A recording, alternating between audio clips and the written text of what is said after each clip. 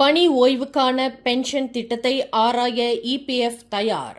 சந்தாதாரர்கள் தங்களின் பணி ஓய்வுக்கு பிறகு மாதாந்திர ஓய்வூதிய தொகையை தங்களின் பென்ஷன் சேமிப்பு திட்டத்திலிருந்து பெறுவதற்கு அரசாங்கம் முன்வைத்துள்ள பரிந்துரையை ஆராய்வதற்கு தொழிலாளர் சேமநிதி வாரியமான இபிஎஃப் தயாராக இருக்கிறது என்று அந்த வாரியம் அறிவித்துள்ளது.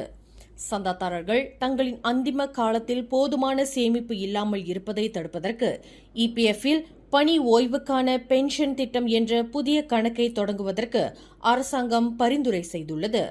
நேற்று நாடாளுமன்றத்தில் 13வது மலேசிய திட்டத்தை தாக்கல் செய்த பிரதமர் டத்தோஸ்ரீ அன்வார் இப்ராஹிம், இபிஎஃப் சந்தாதாரர்களின் நிரந்தர சேமிப்பு கணக்கில் பணி ஓய்வு சேமிப்பு மற்றும் பணி ஓய்வு பென்ஷன் திட்டம் என்று 2 கணக்குகளாக பிரிப்பதற்கான பரிந்துரையை முன்வைத்துள்ளார்.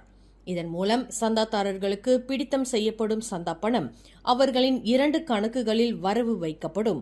பணி ஓய்வுக்கு பிறகு அவர்களுக்கு மாதந்தோறும் இபிஎஃப் பென்ஷன் பணத்தை வழங்குவதற்கு இத்திட்டம் வகை செய்கிறது. சந்தாதாரர்களின் நீண்டகால அனுகூலத்திற்கு வகை செய்யும் இந்த திட்டத்தை ஆராய இபிஎஃப் தயாராக இருக்கும் அதே வேளையில் அரசாங்கத்தின் அதிகாரப்பூர்வமான கடிதத்திற்காக காத்திருப்பதாக அந்த வாரியம் இன்று வெளியிட்டுள்ள ஓர் அறிக்கையில் தெரிவித்துள்ளது.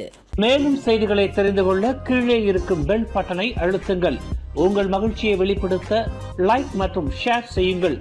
தொடர்ந்து திசைகளோடு இணைந்திருக்க சப்ஸ்கிரைப் செய்யுங்கள்.